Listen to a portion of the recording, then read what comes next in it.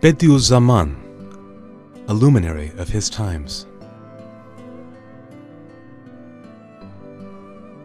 A person is, to a large extent, the product of his times. The golden ages of mankind produced great men who became their sources of pride.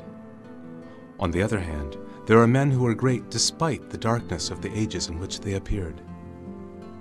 It would not be wrong to call them the luminaries of their times. Bediüzzaman was just such a luminary. He illumined both his own times and will illumine times to come. Bediüzzaman's light appears to us as a brilliant radiance in a dark sky. When Socrates, Descartes, Weber, Farabi, and Ghazali were living, the light of knowledge and wisdom was shining at its brightest. Bediüzzaman, however, was a lone star. His light was brilliant, but all the more so because during that dark night when he was shining, there was no other luminary to show the way. Now we shall go outside to gaze at that luminous lone star. We see that at the end of his life, he tells those who wish to visit him, "Read the Risale-i Nur, and there you will find me." So then, to get to know him, we shall set out on a journey through the pages of the Risale-i Nur.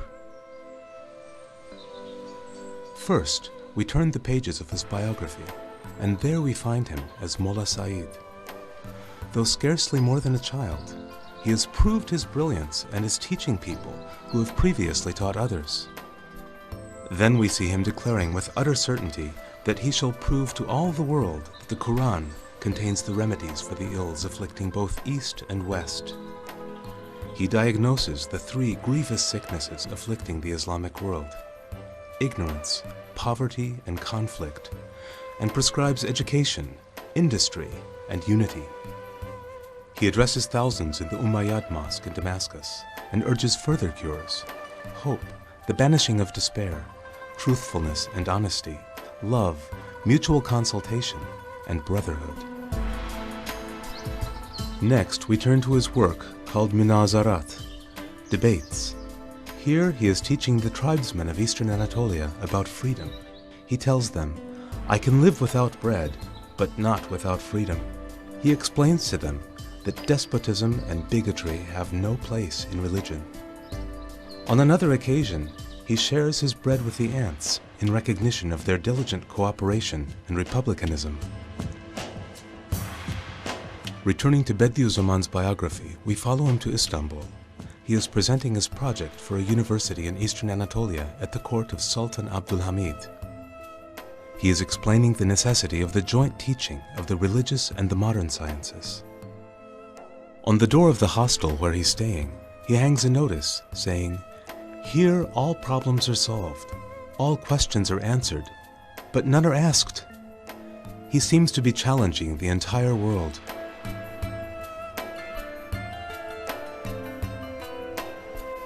Next, we look at Isharat al-Ijaz, Signs of Miraculousness, and see that it explains that Quranic commentators should also be scientists, and that there is need for scholars of all kinds. For at the present time, no single person can explicate the Quran. Quranic commentaries should be written by a committee of scholars, each a specialist in several branches of knowledge. Isharat al-Ijaz takes us to the battlefield. Bediüzzaman is now commanding a militia force, composing his Quranic commentary in the trenches and on horseback while defending his country. Undeterred by the exploding shells, he is ready to sacrifice himself not once, but 1,000 times over to discover a single mystery of the Quran. Again, his biography summons us. He's been taken prisoner by the Russians, but he is undefeated, uncompliant. What can one who has found his Lord lose? And what can one who has lost him find? Bediüzzaman returns to Istanbul. He witnesses the collapse of the Ottoman Empire and the birth of the Turkish Republic. He witnesses, too, how unbelief gains a hold in Turkey. He wants to withdraw into solitude, but bowing to God's will, he is sent into exile to expound the Quran's miraculousness. His biography informs us that the rest of his story is to be found in his work called Sözler, the Words, It tells us about the miraculous nature of the Quran, the fundamentals of belief, the need to worship. In it, Bediüzzaman sometimes depicts the speech of the cosmos while proving divine unity. Sometimes he describes the seasons while proving the resurrection of the dead.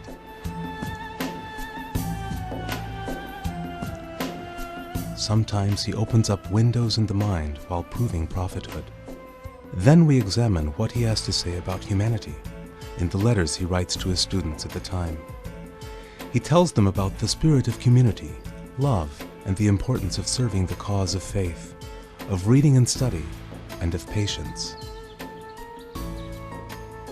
We find Bediüzzaman among the pages of Mektubat, the letters, while seeking remedies for other ailments. Here he dispels the doubts modernity has given rise to in believing hearts.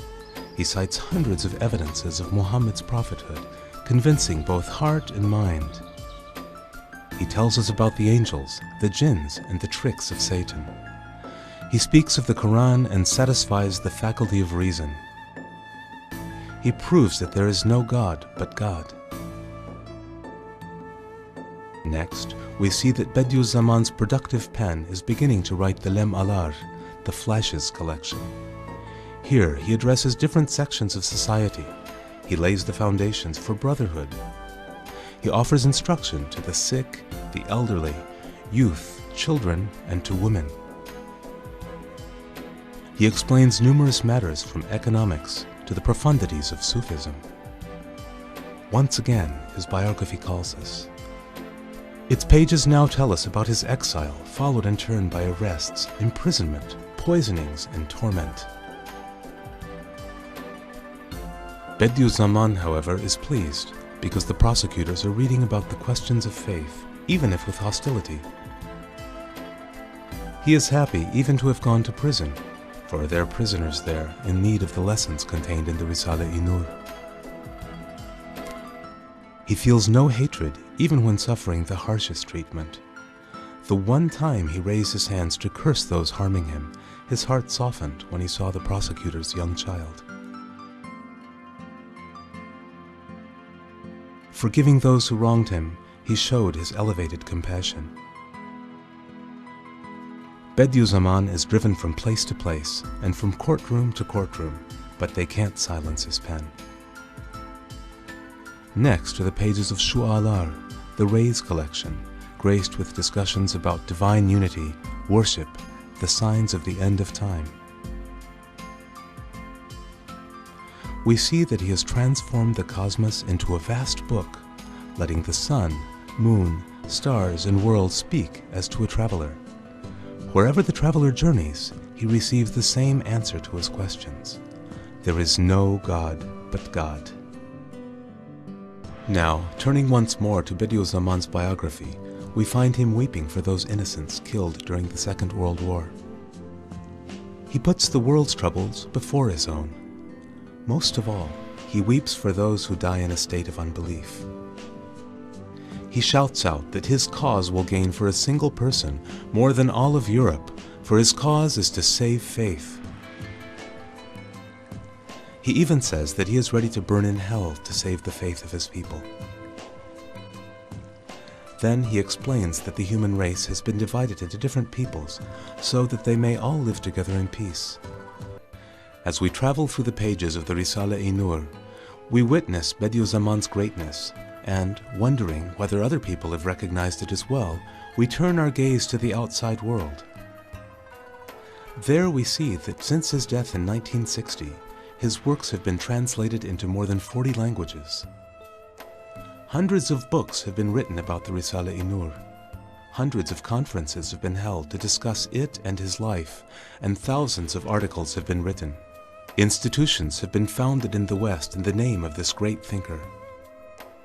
We are happy indeed that this lone star has not escaped the notice of the world, and thus we conclude our imaginary journey. As we approach its end, there is something we would like to say to you who have followed it. Bediüzzaman was a luminary, and what you have watched here was an invitation to behold him. But you will find his true luminosity if you travel yourself through the pages of the Risale-i Nur.